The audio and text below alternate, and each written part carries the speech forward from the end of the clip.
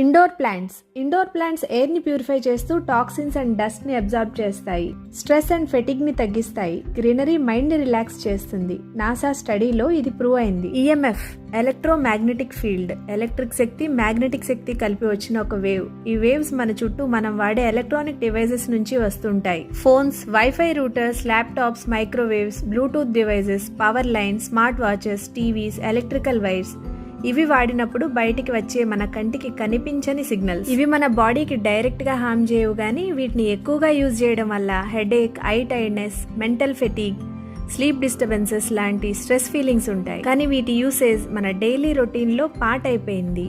దీన్ని మనం అవాయిడ్ చేయలేం, కానీ ఈఎంఎఫ్ ఎక్కువ యూసేజ్ వల్ల మనకు వచ్చే సింటమ్స్ నుంచి రిలాక్స్ అవడానికి మనకు ఈ ఇండోర్ ప్లాంట్స్ చాలా హెల్ప్ అవుతాయి. స్పెసిఫిక్ గా కొన్ని ఇండోర్ ప్లాంట్స్ ని సజెస్ట్ చేస్తారు. స్నేక్ ప్లాంట్ ఎక్కువ ఆక్సిజన్ రిలీజ్ చేస్తూ స్ట్రెస్ రిలీఫ్ చేస్తుంది. Indoor best air purifier. Watering once every 25 days. Zero light లో కూడా సర్వైవ్ అవుతుంది. అలోవెరా ఎక్కువ ఆక్సిజన్ ఇస్తుంది. Medicinal plant, air freshener. Water once every 15 days.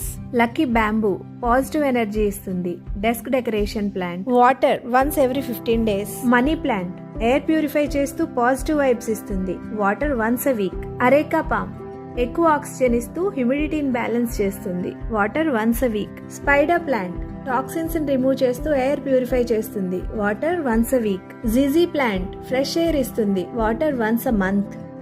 Lavender pleasant fragrance తో స్ట్రెస్ రిలీఫ్ చేస్తుంది. Water once a week.